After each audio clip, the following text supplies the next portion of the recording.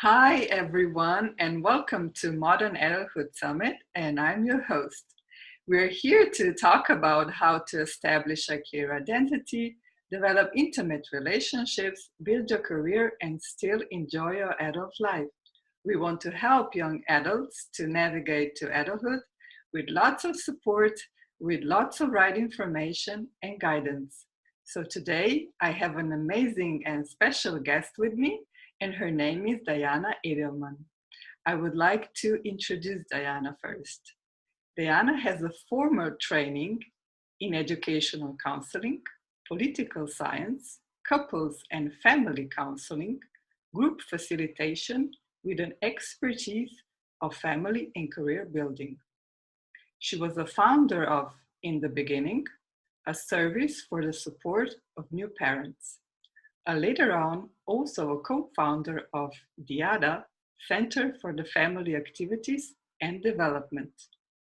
Now, Diana is an owner and director of Love Effective. She is also an author of a book, Preparing for Parenting. She also is a TEDx speaker and very proud mother. Welcome, Diana. Hi, how are you? I'm good, thank you.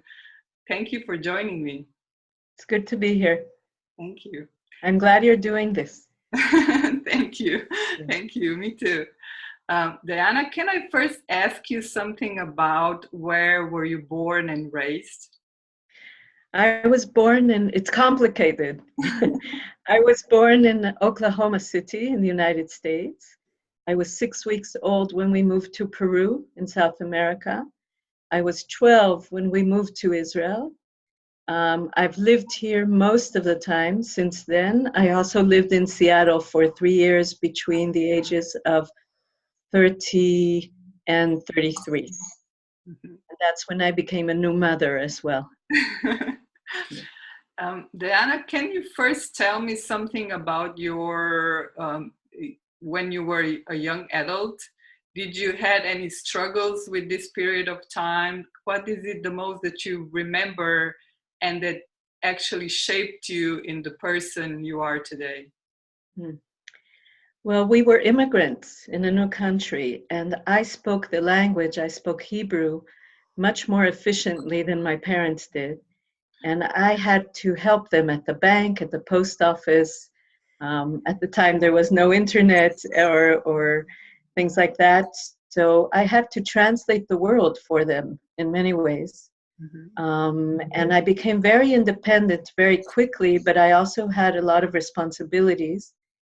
And I had to guide my parents through things, which was an interesting situation, I think, that not every young person deals with. But today, there are so many immigrants in the whole world.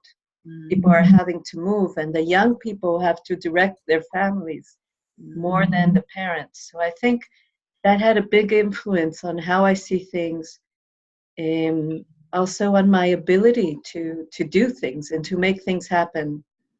It was influenced because of that. Can you tell me when you started your university and later on what was going on? What was the clue of your decision making where you are actually today? How was everything, Yeah. start? So again, it's complicated. I knew 4 languages growing up: English, Hebrew, Spanish, and French. And I became a tour guide because it was it was the quickest job I could get, and make a decent amount of money. But then when I got married and I became a parent, I wanted to be home and not travel all the time. And I started discovering how difficult it was for me. And I changed my career. I shifted from my university years, which were dedicated to counseling and political science, and before that, tour guiding. I changed into the field of parenting. And I started learning everything I could about that. And parenting in different societies, which was different in different places, in different communities. And I think life influenced me. I always did something because I had to. Mm-hmm. not because I really thought it out. Mm-hmm. But while I was thinking, while I was working, my mind kept wanting to solve problems. I'm a person that likes to solve problems that I know about myself. Mm-hmm. So whatever work I've done, it's always been with that in mind, that I need to realize what the problem is that needs to be solved, which I think is more than 60% of the issue. And then how to solve it is probably about 40 or 30%. And my career was very much defined by that. You started with your own company in the beginning, and Mhm. actually, focus was helping young parents. Yes. Um, how was that? Again, it's an interesting way that things happen. I realized how difficult it was for me, and I volunteered for an organization that's called La Leche, which is a breastfeeding support organization all over the world that has existed, I think, for maybe 60, 70 years. And I started visiting in my village women who gave birth and supporting them. And at one point, I gave a lecture about it at a center for new mothers. And from there on, all the women in the center that came to my lecture, they said, we have to meet again. We have to have a group. We have to talk about this, because I wasn't talking about babies. I was talking about what happened to them as mothers and how that had changed their lives and their relationships with their partners. And Mm-hmm. then their partners started coming to the group as well. Wow. So then I went to study how to be a group facilitator after I was already doing groups. And then people from the group started coming for individual counseling. So I went to study to be a family and couples therapist. And I don't remember what your question was, but in the beginning, it was really, in the Bible, it says that in the beginning there was chaos. Mm-hmm. The first chapter that describes, the creation of the world. And that's exactly how most new parents feel. Mm-hmm. That you give birth and you expect to give life and you expect to be happy. But then there's chaos because you really aren't prepared for this moment. It's very different than 200 years ago when families were living together and babies were visual. People could see their children. People could see how babies are in their daily life. Today, babies and old people are separated from society. You don't really see them that much in many countries. In some countries, they're more accessible. But in most of the industrial countries, children were separated from their parents. Mm-hmm. And so the parents could go to work. And we have no knowledge, no experience in that period of life, which is so important for the parent and so important for the baby. Mm-hmm. Those are the years when the baby's brain is developing. Mm-hmm. And it's becoming clearer and clearer that those are the years that parents need skills more than even later on. Yeah. Was that something that made you a decision to do a TEDx talk? What every new parent should know? One of the to help actually parents, because I think that when I watched your TEDx talk and a little bit about the comments, people were like, especially young moms, and they were like really grateful for that talk that you gave. Can you tell me a little about? Yeah, when TEDx approached me and asked me to give a talk, they said that their subject was roots. Mm-hmm. This was in Beersheba University. And for me, roots is about the beginning of life. Mm-hmm. It's about growing into your stem cells in the brain. Mm-hmm. And I think that new parents have so many negative thoughts about their own parenting. They feel so guilty most of the time, especially women more than men. But today, men are joining the ranks of guilt. Men are also feeling very guilty about parenting and not doing it well enough. And when they asked me, I said, this is what I want to talk about because this is what people need to hear. They need to hear that they are developing with their baby. They need to understand why it's so hard for them. They need to get away from the guilt and start functioning more effectively. Can you tell me about your company, Love Effective? Where is your focus and how are you trying to help and support people? Yes, you know, I today do a lot of couples counseling, and after birth and later on in life as well. And in the couples counseling, what keeps coming up is that everybody needs love, but everybody also needs to learn how to be effective in love in a time in history where love is very much taken for granted. And people want love, but they have a very short time to be effective in love. They work many hours, they come home, they feel as parents that they have to do a million things as well. They have money issues. Love is kind of discarded aside all the time. And so I kept realizing in my sessions that couples needed to learn how to be effective in love in a short time, in the few hours they have with the people they love. Most of the time we are with people that we work with or traveling, you know, getting to work, going from work, looking in our computers, answering the phone. We spend very little time with the people we love. So Love Effective was founded from there. You wrote a book in Hebrew, Preparing for Parenting. Yes. Can you tell me a little about this book?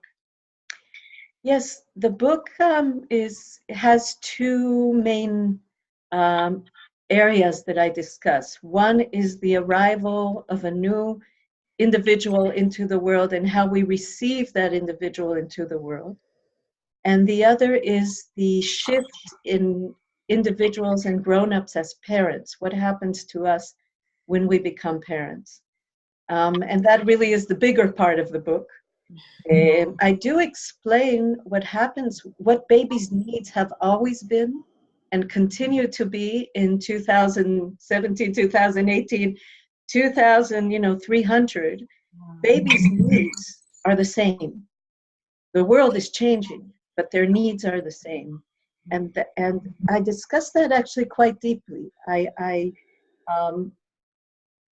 You have to prepare children for the modern world, but you also have to give them the first 5 years of life, the first year of life. You have to give them what they need. So the book talks about that, but it also combines what I heard from the support groups I ran for over 10 years. Everything that parents said, I put into the book. So it's really a summary of what I heard from parents, and there's a lot about relationships changing after a baby is born. I need to translate it to English. I just wanted to say that. Yes. Yeah, a must. Yes. Diana, you're also a mom of 3 kids. If I'm not mistaken, all 3 are millennials? No. No? They're actually right before. One is 25, one is 23, one is 21. So they were born in 1991, 1990. Millennials. Millennials is also the previous? I thought it was from 2000. No, all back to in the early 80s. Oh, I'm sorry. I thought it was only from 2000. Thank you for teaching me something new. No, yeah. Well, what is the main factor that you see in them today and say, oh, this is the right thing that this is this is a fundamental thing that I did right and I succeeded in it? That's a very moving question for me, you know, because I see how free my children are. I have three boys. They're men today. The world is small for them. One of my children is studying in Italy right now. My other child is in Burma, in Myanmar, in a monastery right now, volunteering in a hospital and learning meditation. My youngest one is still not free because he has compulsory service in the military. They all did, by the way. Mhm.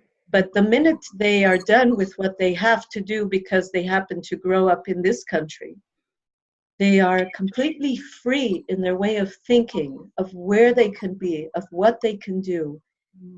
Um, they are so much freer than my generation in their way of thinking about the world and about their lives and about their choices. And that is so exciting for me. Mhm. You know, it brings me to tears just to think about it. Wow. They have so, it's not that life is easy.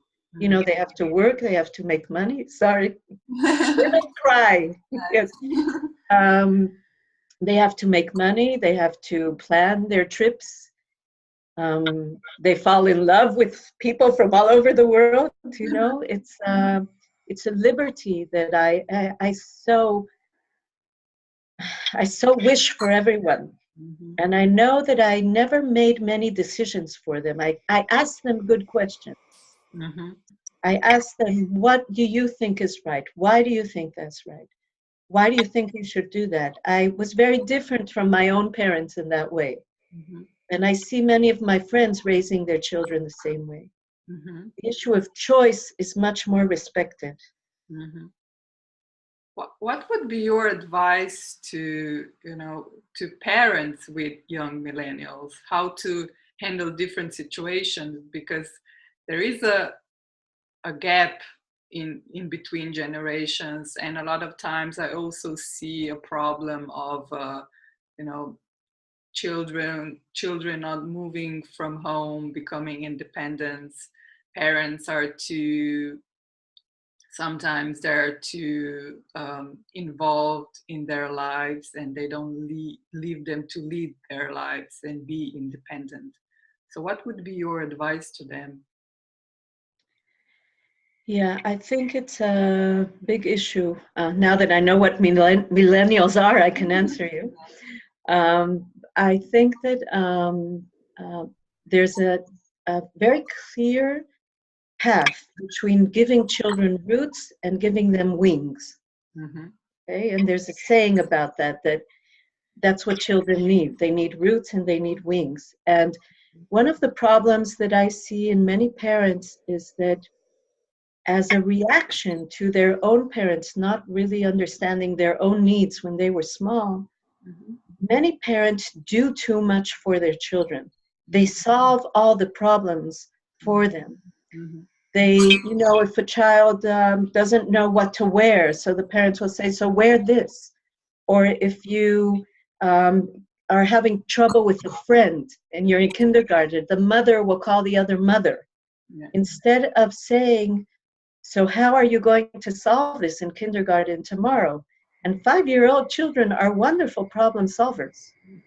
Okay, and I think that parents um, make a mistake in this generation of worrying so much about their children and not understanding a lot of what their children are facing. So they're always carrying their bag for them.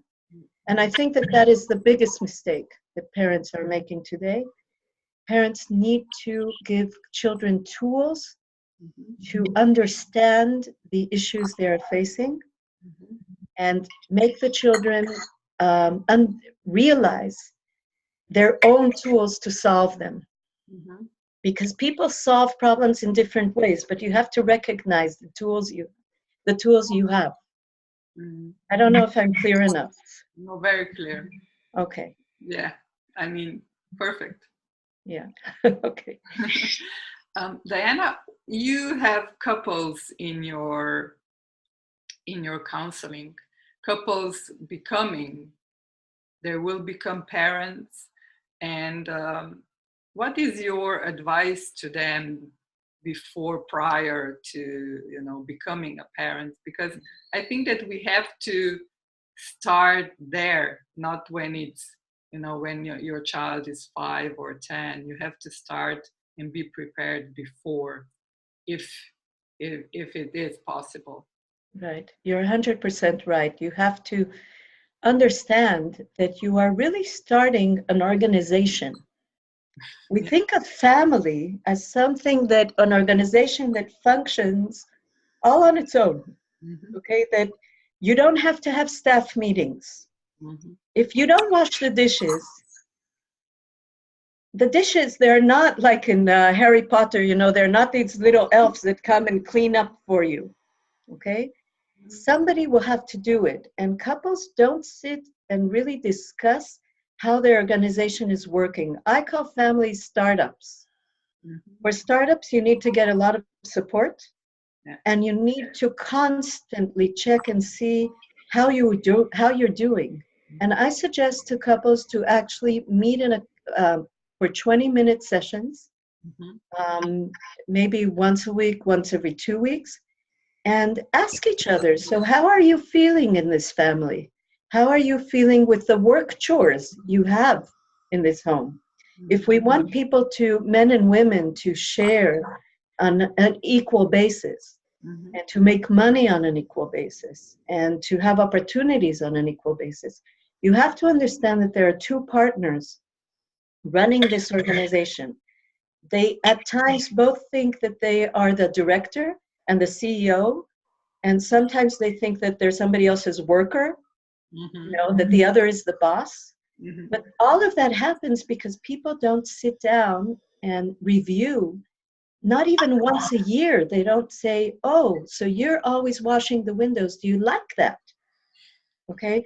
Or you're always the one that goes to the supermarket. Do you like that?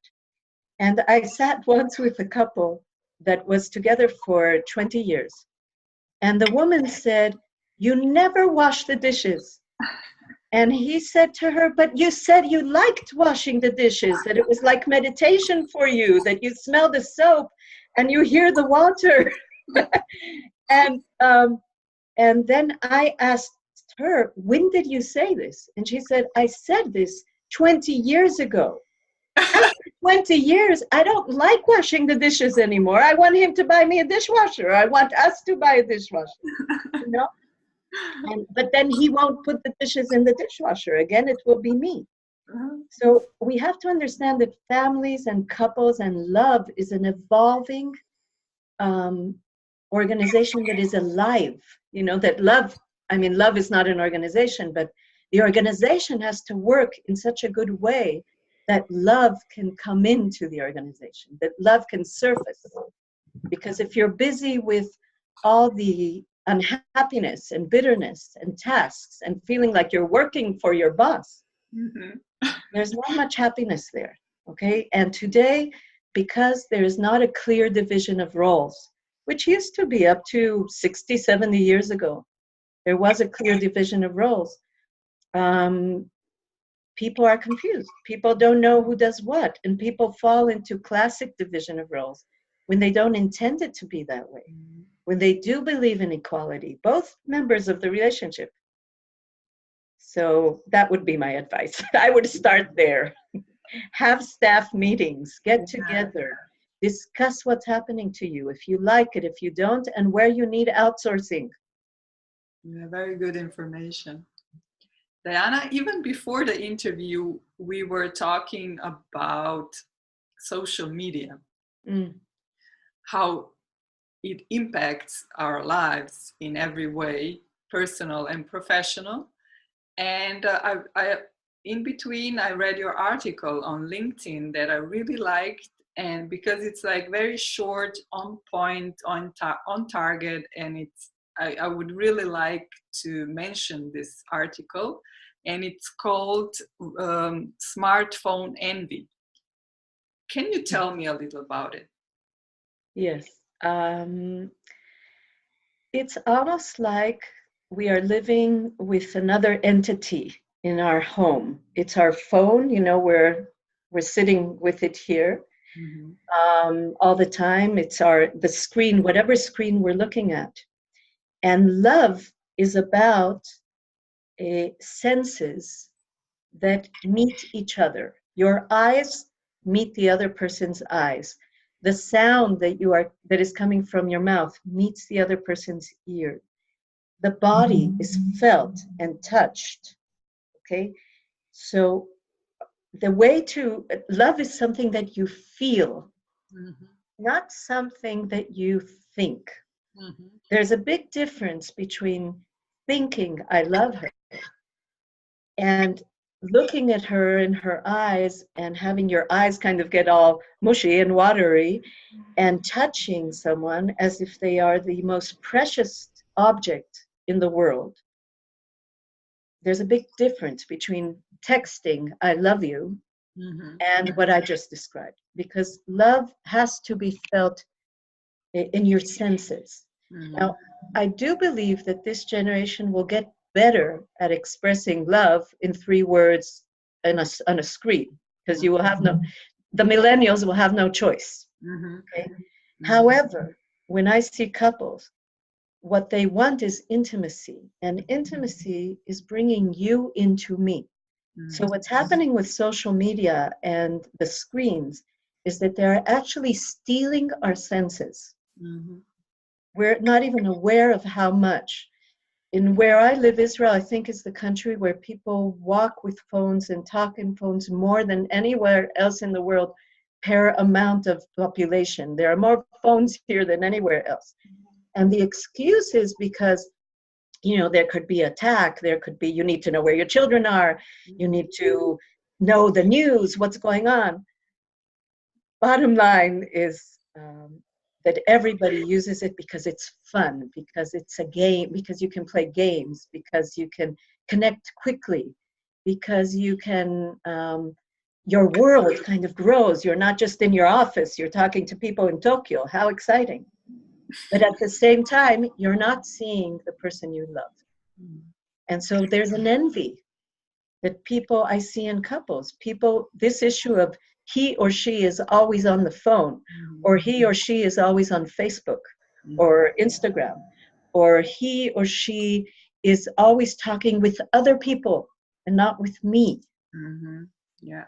There's an envy that comes up. Mhm. And it's not popular to talk about it because we're so cool with all our gadgets. Mhm. They're only supposed to be good, but they are stealing away our senses. So this generation of the millennials, they need to learn how to focus their senses on the person they love. With children, we do it naturally. A little child comes to you, pick him up, you hug him, you hold him, you caress him. We need to do that to each other. Otherwise, we will feel lonely and sad and not intimate. So that's what I wrote about in a much shorter version than what I just said. Lovely. Diana, for the end, you said a lot right now, but still, is there anything that you would like to add for our young people out there to give, some advice that would still need and you haven't mentioned yet?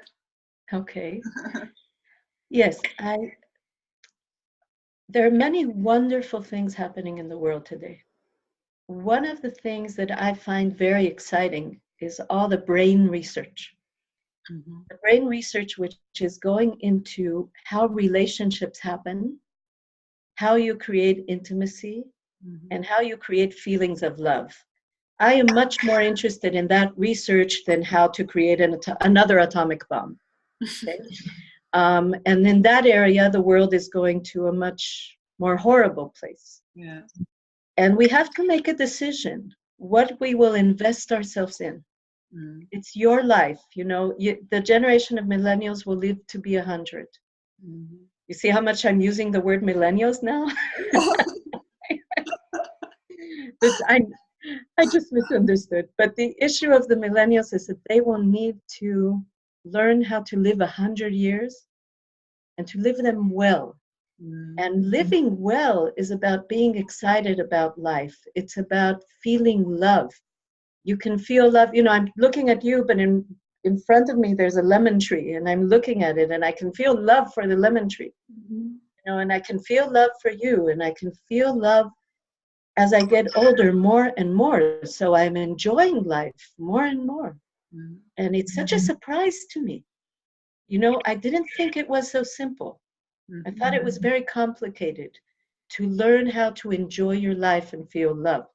But once I understood the connection, that this is something the Buddha said many, many thousands of years ago, that in every decision you make, you either make it out of love or you make it out of fear. So the more people learn to look at their fears and observe their fears and exchange them for love, the happier I believe they will be. So I would advise young people who want to listen to this that you need to look at your fears and not let your fears control your life. But that does not mean to be impulsive and destroy everything. That means to look at your fears, find the tools to face your fears in a loving way towards yourself and towards others. And I think that will always be true, you know, for generations to come. So I think that's good advice. Yeah, it is. Thank you, Diana. I mean, I'm pleased and happy that I found you and that you participated in my project. And really, I want to thank you for being here with me today. Thank you. It's been a real pleasure. And good luck to everyone. Yeah. That's always good. Yeah. So to Modern Adulthood community, I wish you all well. Stay tuned for more interviews to come, and see you soon. And thank you for being here. Bye. Bye-bye.